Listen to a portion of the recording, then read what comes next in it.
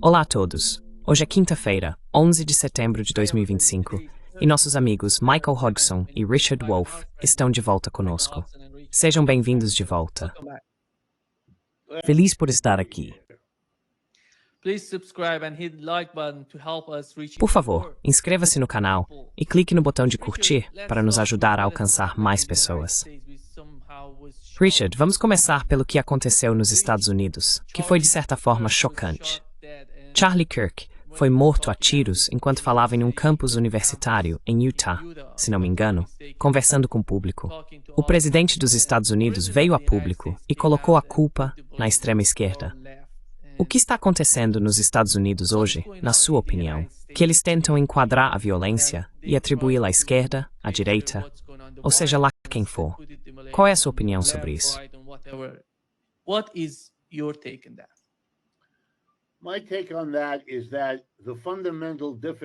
Minha opinião sobre isso é que a dificuldade fundamental dos Estados Unidos hoje é um sistema capitalista em declínio.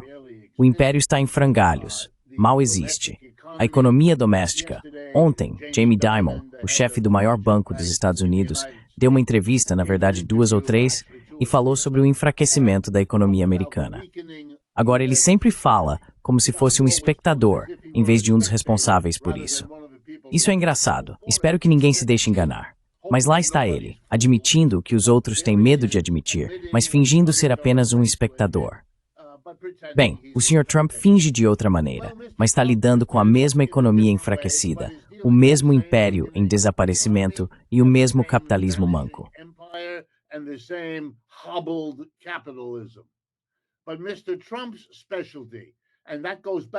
Mas a especialidade do Sr. Trump, e isso remonta à primeira vez em que ele se tornou uma figura pública séria, se você se lembra, descendo aquela escada rolante em algum lugar de Nova York e explicando ao mundo que os problemas que enfrentamos são causados por imigrantes mexicanos, a quem ele então caluniou. O Sr. Trump se especializa, como líderes costumam fazer em impérios em declínio, em encontrar bodes expiatórios. Os mexicanos são bodes expiatórios. Os chineses são bodes expiatórios. E a esquerda americana, que ele entende tão bem quanto entende todo o resto, ou seja, nada, agora também vai ser um bode expiatório. Quando você não consegue resolver um problema, você culpa alguém por isso para desviar a atenção do seu fracasso em resolvê-lo. O Sr. Trump nos disse que acabaria com a guerra na Ucrânia em questão de dias ou semanas.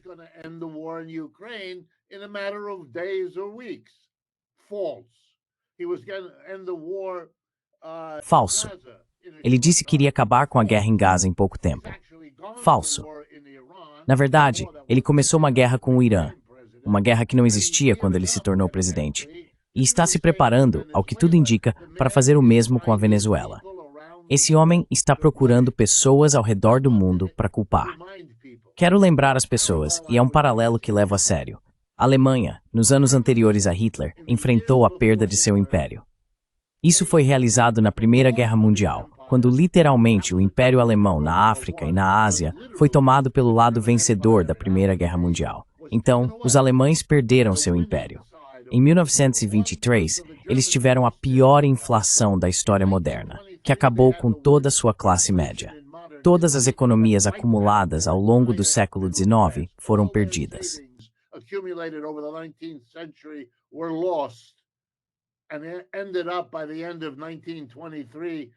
E acabou que no final de 1923, todas aquelas economias mal davam para comprar 100 gramas de manteiga na mercearia local. E então, em 1929, como todos sabemos, veio a Grande Depressão. Ou seja, em poucos anos, de 1918 a 1933, ou 1929 se preferir, a classe trabalhadora alemã foi realmente atingida em cheio. E em desespero, eles recorreram a um líder que prometeu: eu vou consertar tudo imediatamente. E aqui estão os culpados: judeus, ciganos, eslavos. Todo o conjunto de bodes expiatórios em que o Sr. Hitler era especialista. E então ele foi à guerra para distrair o povo do que estava acontecendo em casa, para que pudessem se concentrar nas gloriosas vitórias conquistadas no exterior.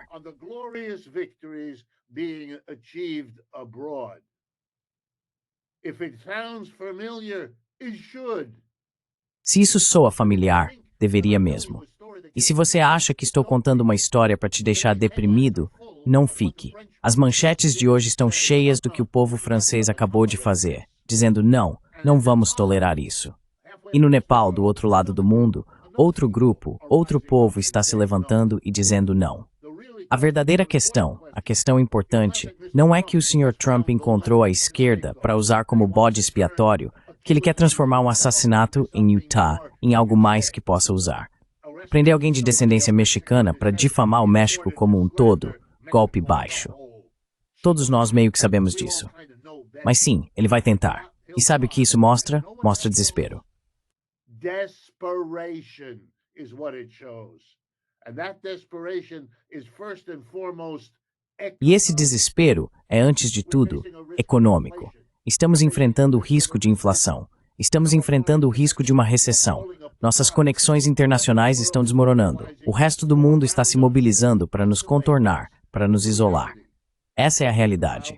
Enquanto isso, a desigualdade de riqueza e renda só piora. E acabamos de presenciar um espetáculo em que o conselho de administração de uma típica mega empresa capitalista americana, a Tesla, oferece ao seu próprio CEO um pacote de remuneração para os próximos anos no valor de $1 trilhão. Esse é o feito do capitalismo, tornar a pessoa já mais rica ainda mais rica do que jamais foi. É obsceno. E isso não vai durar.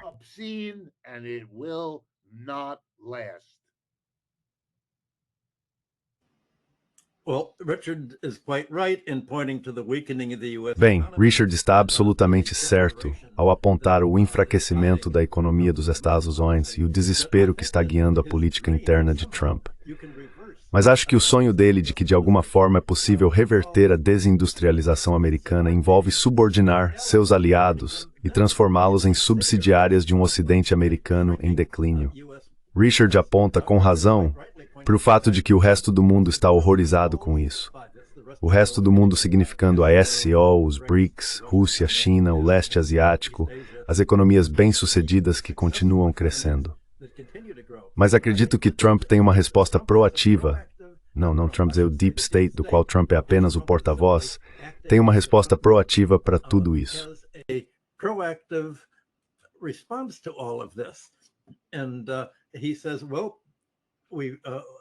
E ele diz, bem, apliquei minhas tarifas para ameaçar causar caos a outros países caso eles não apoiem e subsidiem a economia dos Estados Unidos.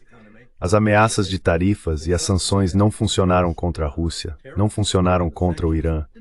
A China é independente demais para que isso funcione lá. Então, não vamos tentar gastar e dissipar ainda mais a riqueza dos Estados Unidos lutando contra a Rússia, pelo menos contra a Rússia, ou mesmo tentando aumentar a Guerra Fria. O que podemos fazer é consolidar nosso controle sobre as economias ocidentais. E se as empresas americanas não quiserem se reindustrializar, podemos dizer à Europa, à Coreia e ao Japão para desmontarem suas próprias indústrias e transferirem sua indústria para os Estados Unidos. E isso vai reindustrializar os Estados Unidos.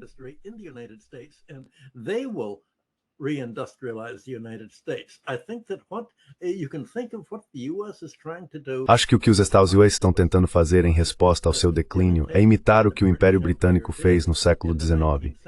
Estão tratando seus aliados como colônias, assim como a Grã-Bretanha tratou a Índia e outros países, dizendo: mantenham suas economias em libras esterlinas, mantenham suas economias na Grã-Bretanha, não se industrializem, mas tornem-se dependentes da indústria americana. O que faz Trump perceber que uma precisa mudança é que não existe uma indústria sedicern da qual eles possam anular tuling. American industry for them to become dependent on. So he's told the European industry. Então ele disse à indústria europeia, especialmente aos alemães, para se mudarem para os Estados Unidos. Disse à Coreia que se quiserem lucrar vendendo carros, transfiram a produção da Hyundai para os Estados Unidos. E disse ao Japão que vocês podem evitar a imposição de tarifas pesadas, emprestando aos Estados Unidos $500 bilhão até o final do meu mandato de 4 anos. E vocês nos darão $1 trilhão. Vocês não terão nenhum controle sobre isso. Eu terei controle total e pessoal sobre o que vai acontecer. E depois que fizermos os investimentos, e vocês forem reembolsados pelo $500 bilhão, a América ficará com 90% dos lucros do seu investimento aqui. Will have 90% of the profits from your investment here. Not 50% is the Japanese press originally. Não são 50% como a imprensa japonesa informou originalmente, mas apenas 10%. Bem, nenhum dos detalhes desse acordo com o Japão foi divulgado ainda. Mas o Financial Times hoje trouxe uma discussão excelente sobre o quão horrível é o acordo com o Japão. O repórter do Financial Times vazou tudo e relatou um Lutnick radiante, o negociador americano, que apareceu na CNBC e disse que este é o trabalho mais divertido que já teve nesse período e que Trump tem total discricionariedade. O Financial Times descreve esse acordo secreto que ainda não foi tornado público pelo Japão, porque dá para imaginar como o público japonês se sentiria se esse acordo fosse divulgado.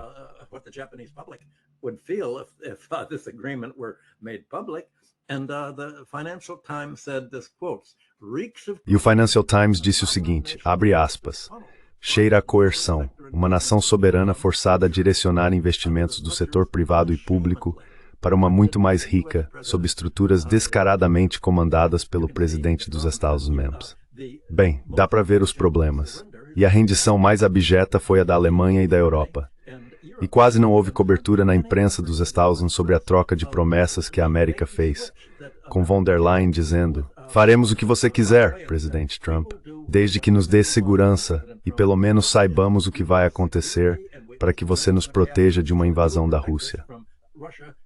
Bem, o que aconteceu foi que não houve segurança alguma.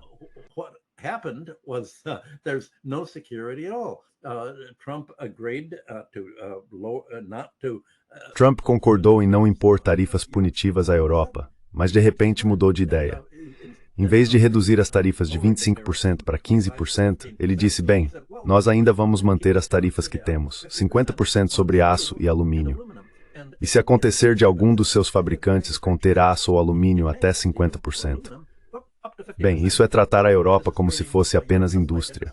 Houve um clamor dos industriais europeus dizendo, espere um minuto, quando fabricamos um produto industrializado, ele inclui aço e alumínio e vamos fechar nossas operações. Bem, Trump diz, existe uma solução. Well, Trump says, well, there is a solution. You can avoid the tariffs by relocating in the United States. Você pode evitar as tarifas se mudando para os Estados Unidos e fazendo o tipo de acordo que a Hyundai fez nos Estados Unidos que o Japão fez. Isso é uma extorsão, pura e simples. E você pode ver o que está acontecendo. A SCO e os BRICS estão percebendo que foi uma sorte não terem sequer tentado negociar tarifas com Trump.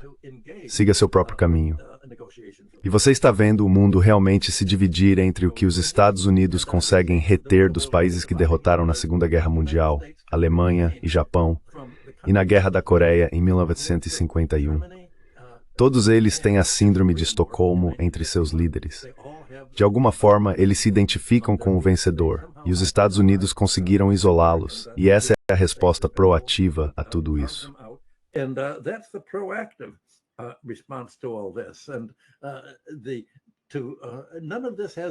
Nada disso tem a ver com o que você chamaria de esquerda. Estamos falando de interesses nacionais. Mas tenho certeza de que Trump vai acusar adversários estrangeiros de dizer, espere um minuto, queremos que o Japão tenha os lucros de seus investimentos.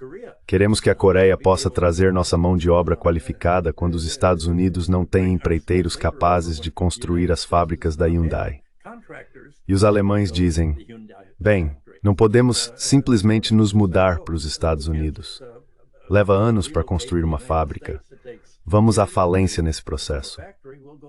Essa é a resposta de Trump ao mundo. E acho que isso vai além de qualquer coisa que a esquerda ou mesmo a direita poderiam ter sonhado há um ano antes de Trump vencer.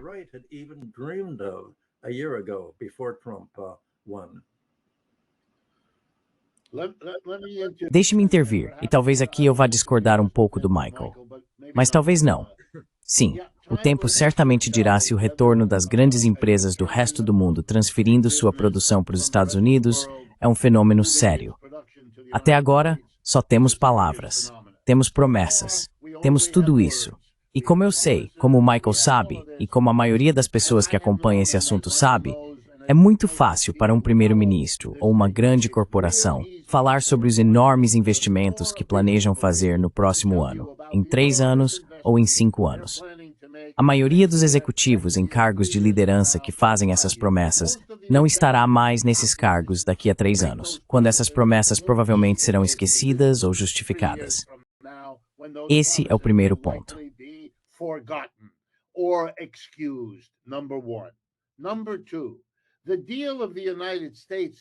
Número 2. O problema dos Estados Unidos é que não está em posição de fazer com que os capachos que teve desde o fim da Segunda Guerra Mundial, Europa Ocidental, Japão e assim por diante, façam o que precisa que eles façam.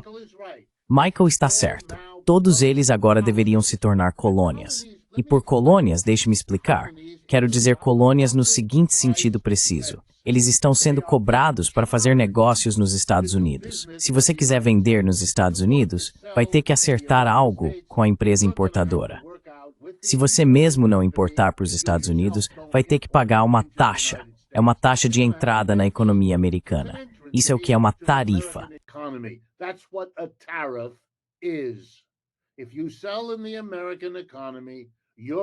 Se você vende na economia americana, vai ter que pagar uma taxa ao governo americano. E o governo americano está tão desesperado que diz, ou você paga a empresa estrangeira que está entrando, ou o importador americano paga. Não nos importamos. Estamos onerando ambos igualmente. Isso não é algo que o governo americano queira fazer. Ele quer que outros paguem, mas não consegue isso, então precisa fazer um acordo que prejudica seu próprio programa, chamado assim. Por que motivo você viria para cá se uma das coisas que terá que fazer como empresa é pagar tarifas realmente altas, que podem ser aumentadas a qualquer momento, sobre a parte importada do que quer que você produza aqui, que pelo menos nos próximos anos vai ser significativa?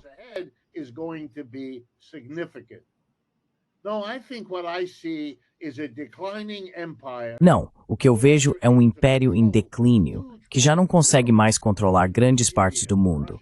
China, Índia, Rússia, BRICS, e por isso acaba tendo que devorar suas próprias colônias, prejudicando o Canadá e o México, seus principais parceiros comerciais, causando sabe-se lá que tipo de dano a essas sociedades. E quero deixar claro, os Estados Unidos podem até conseguir que von der Leyen ou Merz ou os líderes japoneses secretamente abram mão das necessidades de seus países. Mas a única maneira de sustentar isso, a única forma possível de eles permanecerem no poder, é exagerar um grande perigo. É essa a histeria sobre invasões russas, que você vê aumentar ainda mais quando alguns drones sobrevoam a Polônia. Dá para ver a histeria crescendo.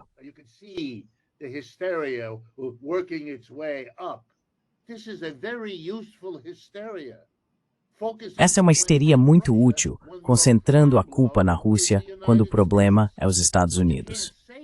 Mas você não pode dizer isso, porque eles realmente podem te prejudicar, coisa que os russos não podem. Os russos estão tendo dificuldades para subjugar a Ucrânia.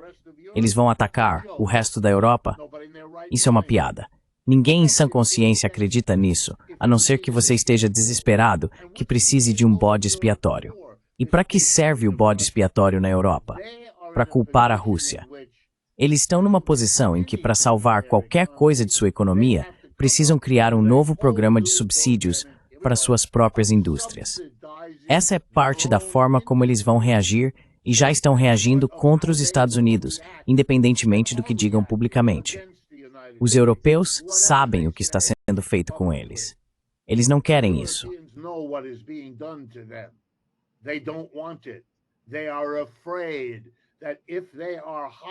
Eles têm medo de que, se sua indústria for destruída, seu próprio povo se volte contra eles, e isso já pode ser visto nas ruas da França, na guinada à direita do cenário político alemão, do cenário político britânico, Farage na Inglaterra, alternativa para a Alemanha na Alemanha e assim por diante. Não está funcionando muito bem.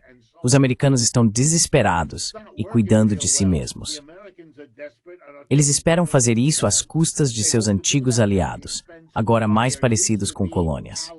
Então eles apertam o máximo possível, que por sua vez demonizam a Rússia para justificar o aumento militar, o que servirá de máscara para subsidiar sua própria indústria às custas de seus estados de bem-estar social e democracia social.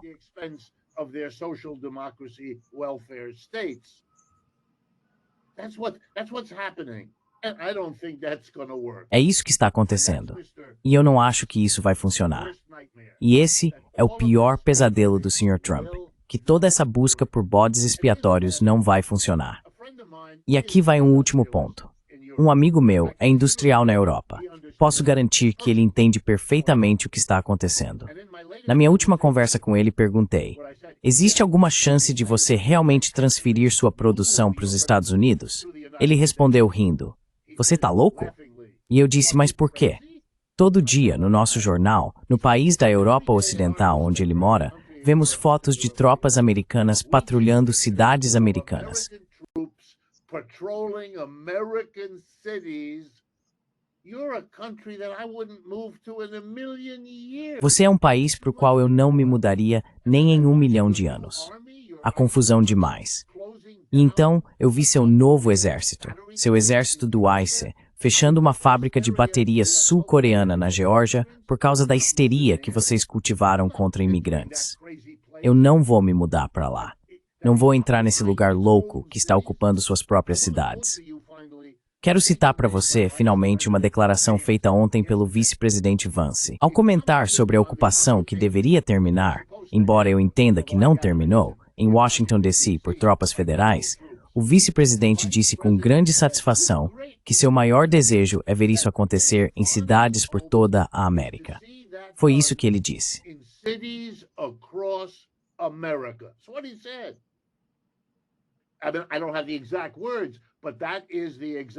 Não tenho as palavras exatas, mas essa é a citação exata. Industriais estrangeiros dizem: esse não é um lugar para onde eu quero ir. Diante de tudo o que está acontecendo no mundo, não vou me mudar para um lugar que parece estar desmoronando. E com o atentado contra aquele sujeito de direita ontem, dá para ver onde isso vai dar. É claro que ele está certo. O que eu vou dizer para ele? Você não precisa se preocupar com violência nos Estados Unidos, com situações como a da fábrica de baterias na Coreia do Sul. Isso é coisa de louco. Estamos um país que está desmoronando, e toda pretensão de culpar os outros, aquele, atirando no escuro antes de saber de qualquer coisa.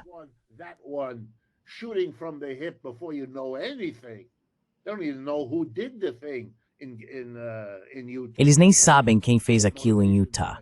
Muito menos quais poderiam ser as motivações. E quando descobrirem, não será crível. Não podemos mais acreditar em nada. O Michael e eu costumávamos usar os dados do Bureau of Labor Statistics. Nas últimas 3 semanas, tivemos 2 manifestações.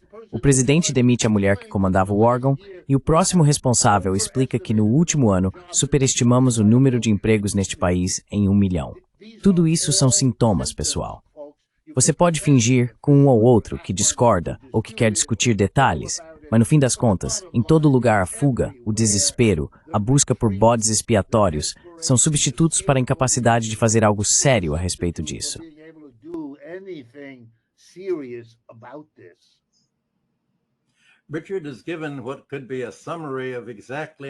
Richard resumiu exatamente o que penso ao enfatizar o papel do bode expiatório e a capacidade quase de universo paralelo dos Estados Unidos de conseguir apoiar líderes que insistem que a Rússia realmente se importa tanto com a Europa a ponto de querer invadi-la, em vez de dizer: não queremos nada com isso, viramos nossos olhos para o leste. Tudo o que queremos é ser deixados em paz e não sermos incomodados. Mas isso é tudo que os Estados Unidos podem fazer. Se você olhar para o que Trump também disse em um discurso ontem, ele afirmou que a América vai desmoronar sem as tarifas.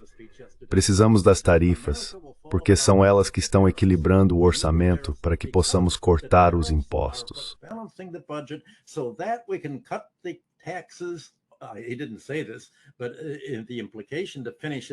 Ele não disse isso, mas a implicação para terminar sua frase é: a América vai desmoronar porque não teremos tarifas que nos permitam cortar impostos para os 10% mais ricos, enquanto aumentamos os impostos para os 90%. Tudo gira em torno da polarização que Richard mencionou anteriormente.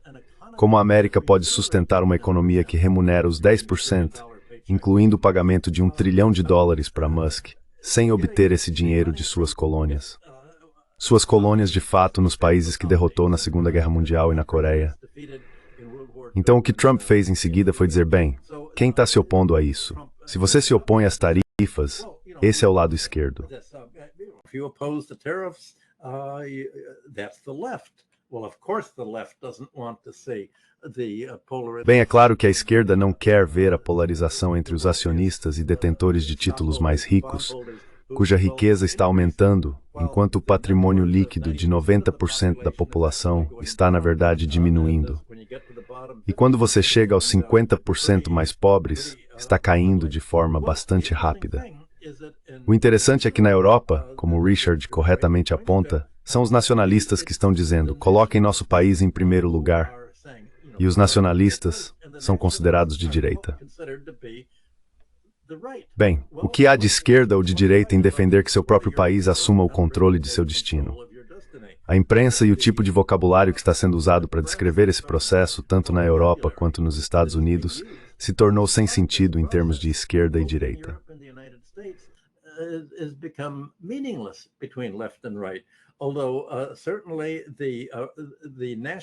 Embora certamente a direita nacionalista na Europa concorde que sim, devemos ser independentes para que possamos tornar nossa classe financeira mais rica, ainda mais rica. Essa é a luta que explodiu de forma muito explícita na França, onde o novo primeiro-ministro é favorável à redução dos gastos sociais e se recusa a impor o imposto sobre a riqueza de 2% aos mais ricos, que a Câmara Baixa da França queria impor. Quando a única resposta à dependência da direita dos Estados Unidos é ter uma resposta da direita europeia, você sabe que estamos em um mundo bizarro, que o velho vocabulário de esquerda e direita não tinha como antecipar logicamente.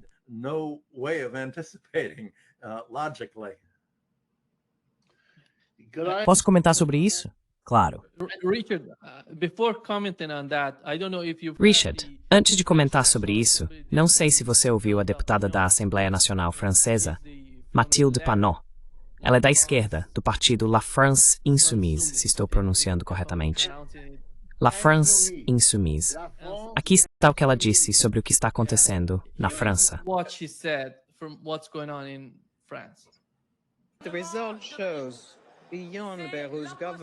O resultado mostra, além do governo Borne, que Macron não tem mais legitimidade. Apenas 1/3 da Assembleia Nacional lhe deu confiança, o que significa que a política de Macron para os ricos e contra o povo recebeu 2/3 de votos negativos.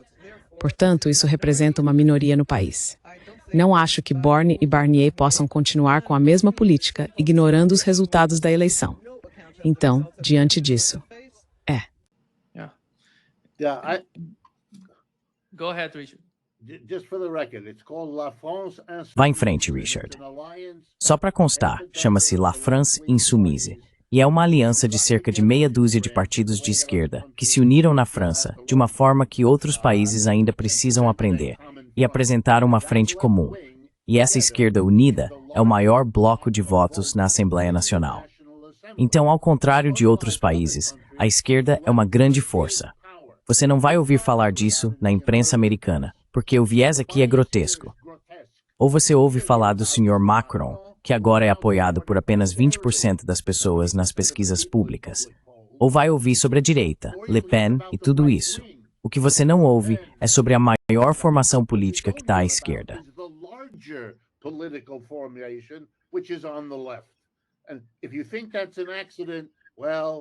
E se você acha que isso é um acidente, bem, você não está prestando atenção. Agora, deixe-me tentar explicar o que o Michael acabou de dizer. Por que os direitistas estão assumindo a liderança em grande parte da Europa? Não em toda, nem de longe, mas em grande parte da Europa. Por que seria a direita? E, aliás, ao responder essa pergunta para a Europa, estarei respondendo também para os Estados Unidos. Quando o capitalismo entra em colapso, o que vamos lembrar, acontece uma recessão a cada 4 a 7 anos, em média. Isso já ocorre há 300 anos. O NBR em Washington mantém um registro de todos os altos e baixos. Onde quer que o capitalismo vá, é um sistema fundamentalmente instável.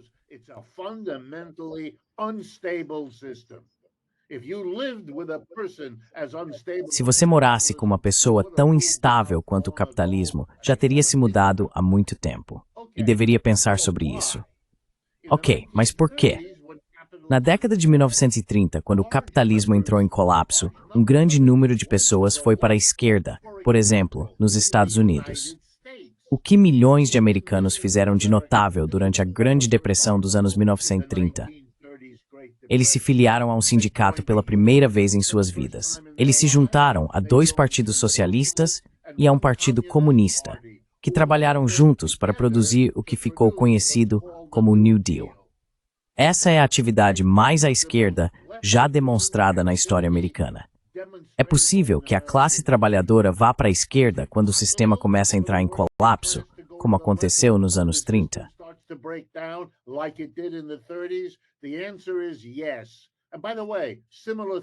A resposta é sim. E, aliás, coisas semelhantes aconteceram na Europa. Mas após a Segunda Guerra Mundial, e nos últimos 75 anos, todos sabemos o que os Estados Unidos e a Europa vivenciaram. Uma Guerra Fria, que teve muito menos a ver com a União Soviética e muito mais a ver com reverter o New Deal nos Estados Unidos e desfazer o poder da social-democracia, da Escandinávia no norte até a Grécia no sul. E é isso que temos feito há 75 anos, martelando o antissocialismo, o anticomunismo, tudo isso. Então, por que nos surpreendemos que agora, enquanto o capitalismo passa por seu mais recente e talvez último declínio, temos pessoas, a classe trabalhadora, migrando em grande número para a direita? Elas foram treinadas para isso durante 75 anos. A esquerda foi demonizada. O que você está vendo agora, a demonização do Sr. Putin, e não estou aqui para apoiá-lo de uma forma ou de outra, mas a demonização é infantil.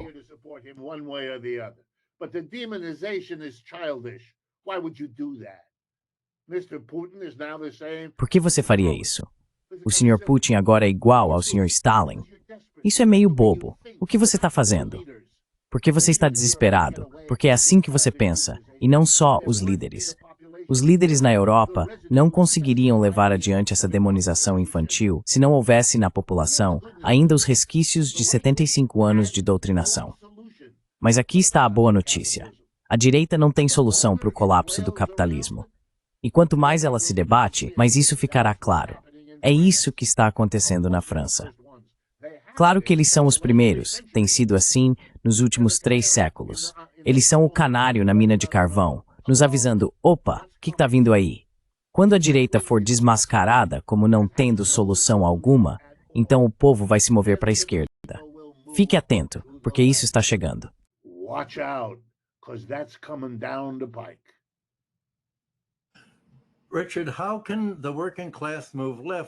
Richard, como a classe trabalhadora pode se mover para a esquerda sem um partido político? Esse é o problema. Pelo menos na Europa, a esquerda pôde criar um novo partido, como Sarah Wagenknecht fez na Alemanha. Mas os Estados Unidos têm apenas um sistema bipartidário, como já descrevemos. E você pode ver um socialista democrático, o Sr. Mondami, recebendo apoio esmagador em sua candidatura para prefeito de Nova York, apoiado por Bernie Sanders e AOC. O Partido Democrata denuncia isso como sendo a esquerda. E os democratas dizem, nós não somos a esquerda. O socialismo é veneno para nós.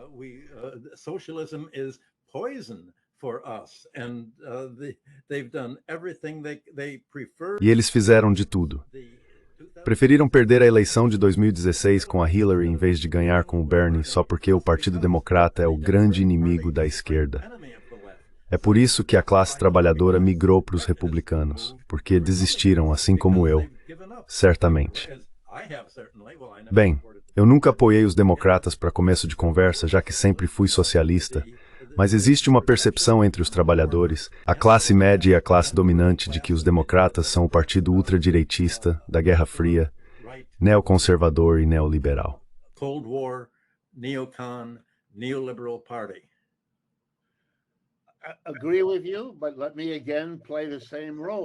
Concordo com você, mas deixe-me novamente assumir o mesmo papel. Na última semana surgiram 2 pesquisas, uma do New York Times com o Siena College e outra da Gallup. E aqui está o que elas mostram.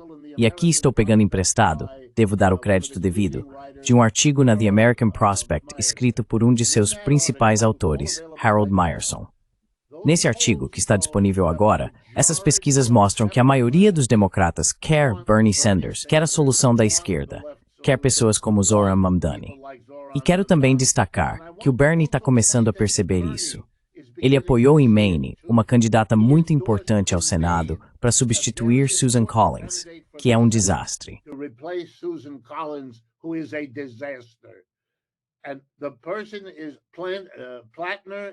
E a pessoa, Platner é o nome dele, Graham Platner, ele é um pescador de ostras que escolheu não concorrer pelo Partido Democrata. Então sim, o Bernie apoiou Mamdani, que está concorrendo pelo Partido Democrata, mas também apoiou Platner, que não está concorrendo como democrata. E você vai ver cada vez mais isso acontecendo. O que vemos aqui é o que aconteceu novamente na Alemanha. Sarah Wagenknecht faz parte do que antes era chamado de Die Linke, que é o partido de esquerda. Linke em alemão significa esquerda. Die Linke é a esquerda. Esse é o nome que eles escolheram. E juntos, eles já têm mais de 10% dos votos, Wagenknecht e Die Linke. Mas aqui está a origem do Die Linke, uma cisão do Partido Socialista Alemão, aquele que metade do tempo está no governo, um equivalente aproximado do nosso Partido Democrata.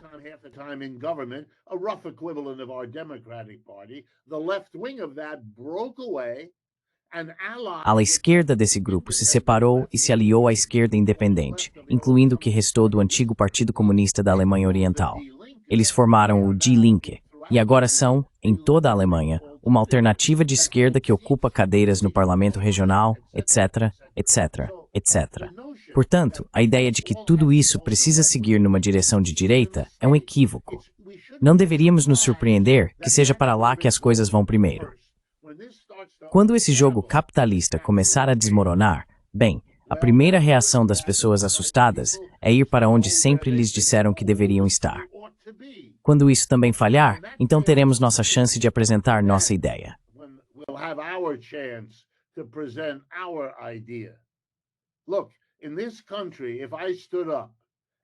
Olha, neste país, se eu me levantasse e explicasse que em vez de permitir que a Tesla Corporation, que depende dos Estados Unidos, desse $1 trilhão para um homem que já é o mais rico do planeta, poderíamos taxar melhor esse trilhão e usá-lo para lidar com os problemas deste país. Se eu me candidatasse com essa proposta, eu já venceria. E ainda nem chegamos ao ponto de poder agir. O Michael está certo. A esquerda na Europa é mais organizada.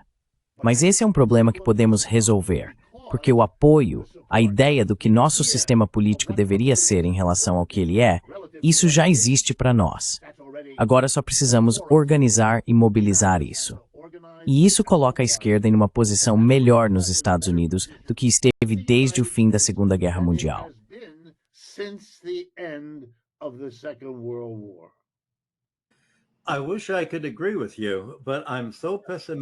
Eu gostaria de poder concordar com você, mas sou muito pessimista quanto à podridão do Partido Democrata e ao fervor e ódio que ele tem pela classe trabalhadora, pelo socialismo, pelo Bernie Sanders. O ódio que eles têm por ele é uma ameaça existencial à sua lealdade a Wall Street e ao setor financeiro, que são seus verdadeiros candidatos. Você mencionou, sabe, se você estivesse concorrendo como candidato, mas como alguém com suas ideias, minhas ideias, ou as ideias do Bernie, poderia ser indicado para a presidência. Você viu o roubo corrupto da indicação democrata em 2016 pela Hillary. Você viu a imprensa de direita. Eu não vejo como o cenário que você está descrevendo pode acontecer sem dissolver o Partido Democrata como ele é legalmente constituído. Como uma corporação independente, administrada por seu conselho de diretores que excluiu qualquer um com um mínimo de inclinação à esquerda.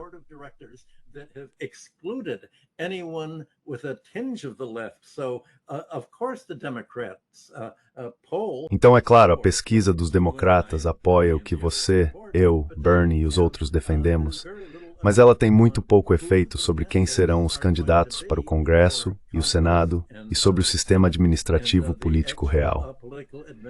E acho que é por isso que existe uma espécie de senso intuitivo entre os eleitores.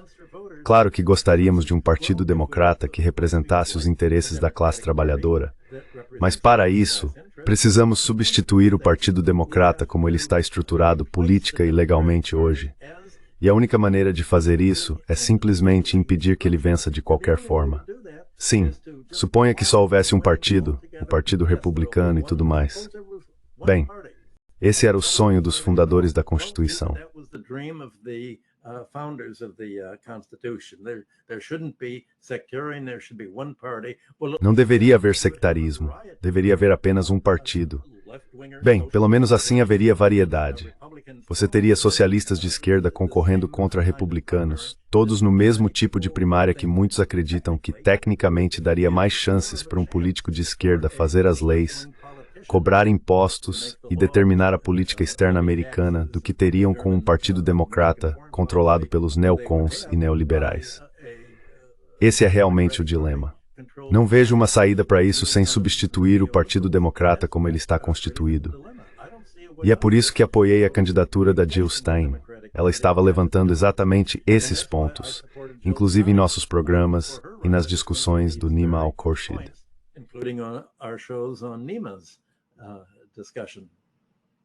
No, I understand your position. I know that. Não, eu entendo sua posição. Sei que muitas pessoas se sentem assim. Eu sugeriria que, pela minha experiência, a maioria da classe trabalhadora americana com quem interajo sente praticamente o mesmo e está pessimista em relação à situação. E não posso dizer que estou surpreso. Toda minha análise deixa claro para mim porque depois de 75 anos disso, temos essa situação. Deixe-me falar sobre isso por um momento, de forma muito direta politicamente. Eu moro na cidade de Nova York. Estou sentado na cidade de Nova York, assim como acredito que o Michael também está, enquanto fazemos este programa. Estou assistindo a um socialista muito modesto, um social-democrata ou socialista democrático, se preferir, Zoran Mamdani, concorrendo à prefeitura. Zoran Mamdani running for mayor. Clearly, the front-running candidate gets. Claramente, o candidato favorito está sempre com índices de intenção de voto na casa dos 40%. Ele está concorrendo contra um prefeito em exercício cujo nível de corrupção supera até mesmo o que estamos acostumados aqui em Nova York. E estamos acostumados com muita coisa. A maioria de seus principais associados está ou presa ou sendo julgada ou sob investigação. É horrível. E ele está ativamente fazendo acordos, secretos e não secretos, com o presidente para receber o ICE, que o restante do sistema político de Nova York rejeita, e assim por diante. Esse é um dos candidatos. O outro é um ex-governador, cujas características marcantes são a opressão sexual das mulheres ao seu redor e seu comportamento durante a pandemia, que colocou em risco idosos em asilos, em uma escala que faz qualquer um recuar.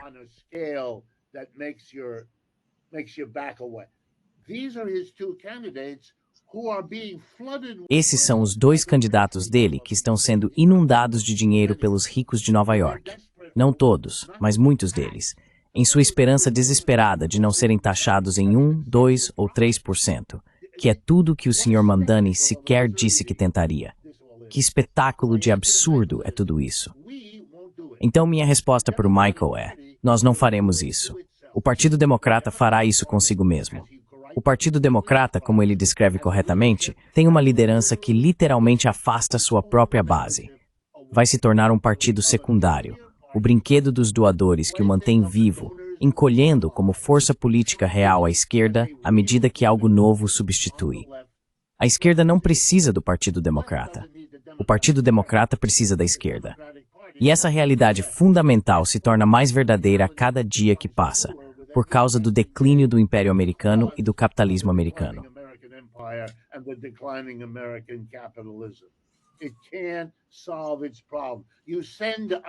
Ele não consegue resolver seu problema. Você manda o ICE para aterrorizar o bode expiatório e acaba ofendendo tantas outras pessoas ao prendê-las injustamente, ao machucá-las, com violência excessiva evidente, que acaba desfazendo o próprio esforço. É um pouco parecido com o que acabaram de fazer com aquela fábrica de baterias na Geórgia. Que coisa mais estúpida de se fazer.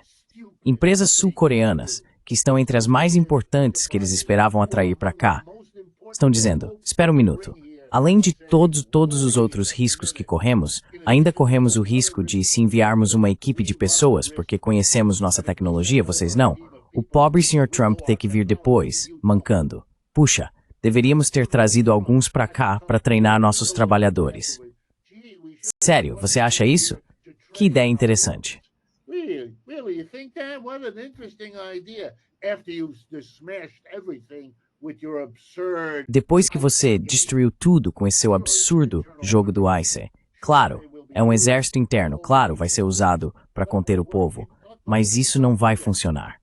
Essas coisas não servem para isso. Quando você chega ao ponto de fazer o que o Sr. Trump está fazendo, já esperou demais e é tarde demais.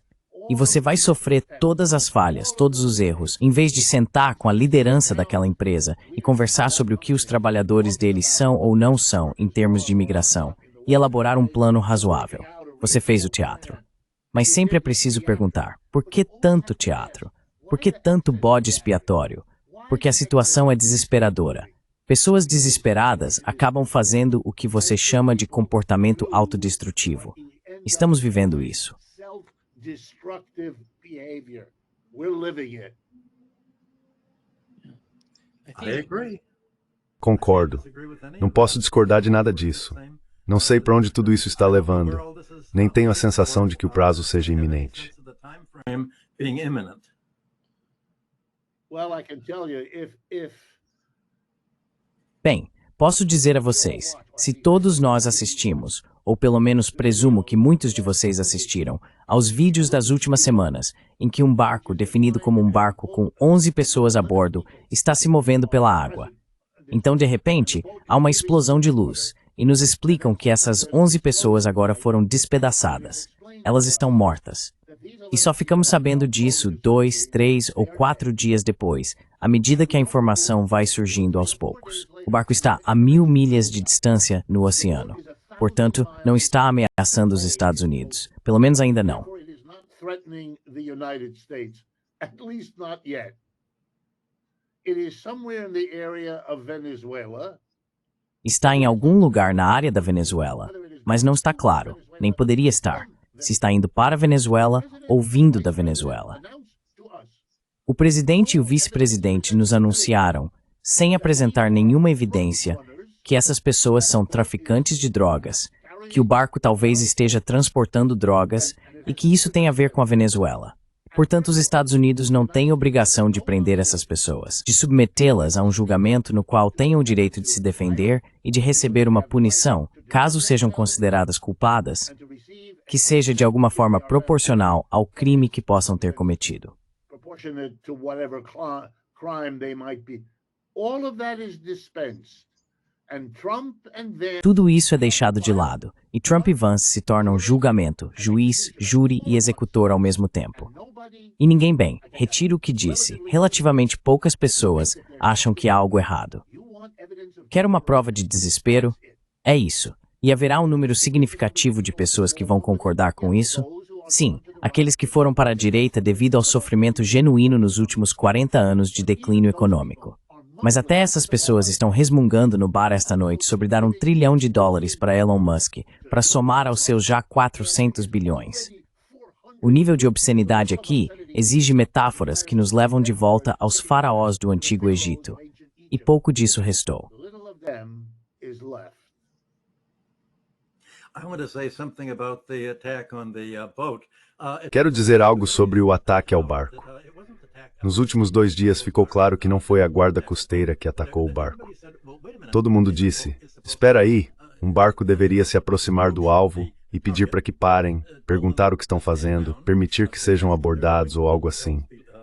O barco foi abatido por drones. Os Estados Unidos aparentemente têm drones simplesmente voando pelo oceano ao largo da Venezuela para abater qualquer coisa que se mova. Agora, falando em bodes expiatórios. Os drones não tinham motivo para responder a sua pergunta sobre se o barco estava indo para a Venezuela ou saindo da Venezuela. Só o fato de ele estar ali já bastava. Os Estados Unidos precisaram abater um barco. Eles não têm navios suficientes para cobrir todo o oceano, o Atlântico, naquela região. Go everywhere in the ocean, the Atlantic around that area. So it just used drones to find a boat so that Trump Então, eles usaram drones apenas para localizar um barco, para que Trump pudesse então dizer: acabamos de preparar o que será o primeiro passo em uma série de ataques a navios semelhantes que tenham qualquer ligação com a Venezuela ou em águas internacionais, em qualquer lugar. extremists in Foi o senador Rand Paul, o republicano considerado extremista no Senado, quem apontou o fato de que tudo isso foi feito sem todas as formalidades legais que deveriam ser seguidas. As formalidades da guerra. E é isso que Trump diz. Não existem mais regras. Você não entende? A era das regras das Nações Unidas de 1045 a 2025 acabou. Agora está totalmente sob as regras dos Estados Unidos. E isso é ainda mais radical. É algo que atravessa todo o espectro político, da esquerda à direita, que aconteceu. Imagino que outras discussões militares nos programas de Nimal Khurshid vão aprofundar esse tema e mostrar o quão radical isso é.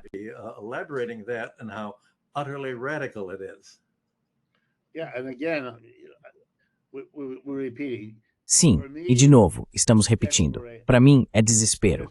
Não há necessidade de fazer isso. Não há necessidade de fazer isso. Essas 11 pessoas estão a milhares de quilômetros de distância. Nenhum americano, e ninguém afirmou que algum americano foi colocado em perigo por essas pessoas ou ameaçado por elas.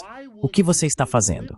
Por que você violaria deliberadamente todas essas normas do direito internacional, do direito marítimo, da presunção de inocência, até que se prove o contrário? Todas essas coisas que deveríamos reverenciar como valores ocidentais são jogadas pela janela para matar 11 pessoas e depois se perguntar quem eram e o que estavam fazendo.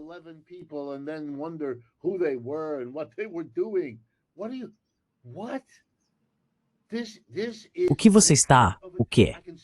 Isso é um ato de... Consigo imaginar o Sr. Trump, que presumo ter tido que autorizar esse tipo de coisa, estando de mau humor e querendo, portanto, lidar com sua frustração por não conseguir parar a guerra no Iraque, ou acabar com o horror em Gaza, ou não consigo fazer nada disso. Não consigo evitar a recessão. Não consigo evitar a inflação. Não consigo decidir se a tarifa deve subir ou descer, ou ser pausada ou não. Ou eu fiz não na Índia. Eu disse fafa de am testeves grain de mafis a poder de ter conquistado. O nível de frustração provavelmente está alto. E esse é o resultado.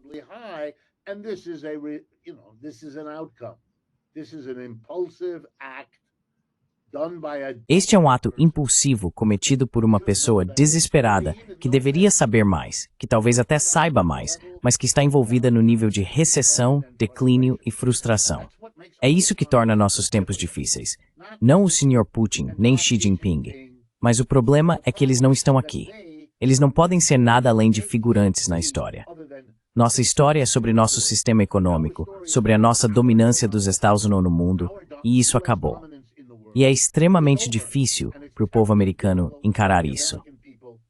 E o Sr. Trump se aproveita dessa dificuldade. Ele chegou ao poder por causa disso, e vai sair do poder por causa disso, e não vai resolver esse problema. Esse será o legado que o assombrará, assim como a direita que o apoia por muitos anos. Talvez ele não ganhe o Prêmio Nobel da Paz, sim, mas...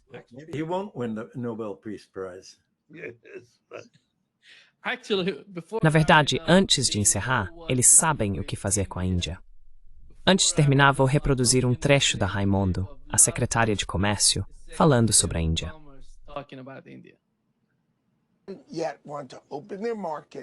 Ainda assim, eles querem abrir seu mercado, parar de comprar petróleo russo, certo?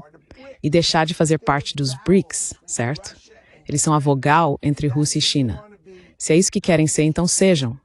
Mas ou apoiam o dólar, apoiam os Estados Unidos da América, apoiam seu maior cliente, que é o consumidor americano, ou pelo visto vão pagar uma tarifa de 50%. E vamos ver quanto tempo isso dura.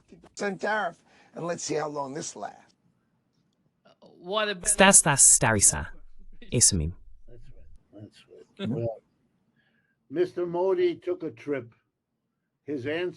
O Sr. Modi fez uma viagem. Sua resposta ao Sr. Lutnick é: você percebeu para onde eu fui? O Sr. Lutnick é um exemplo de empresário americano muito autossatisfeito, que sai dos últimos 75 anos imaginando que esses 75 anos duraram e durarão para sempre. E aí está o erro catastrófico que toda a história ensina. O passado não é o futuro. E se você extrapolar para frente, cometerá erros de julgamento que irão destruí-lo. É isso que ele está fazendo.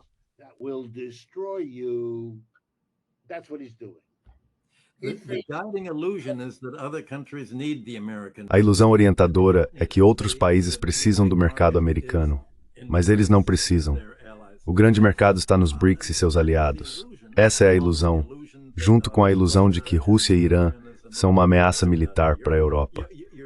Você está lidando com ilusões que têm uma espécie de vida própria. O fato é que o petróleo russo é fundamental para a produção e o uso de energia na Índia. E claro, a Índia considera a dependência do petróleo russo mais importante economicamente do que o mercado dos Estados Unidos. É isso que os americanos não conseguem entender. O resto do mundo não precisa dos Estados Unidos. Então essa é a questão. Por que as colônias concordam em do Império dos Estados Unidos em vez de se juntarem à maioria global? Esse é o grande enigma a ser resolvido. E essa é uma posição geopolítica que, na minha opinião, ofusca a direita e a esquerda. Overshadows the whole issue of right and left. Sim, muito obrigado. Richard, você tem algo a acrescentar? Não, acho que tivemos uma boa conversa sobre questões urgentes. Me sinto bem em relação a isso. Muito obrigado, Richard e Michael, por estarem conosco hoje. E um grande prazer, como sempre.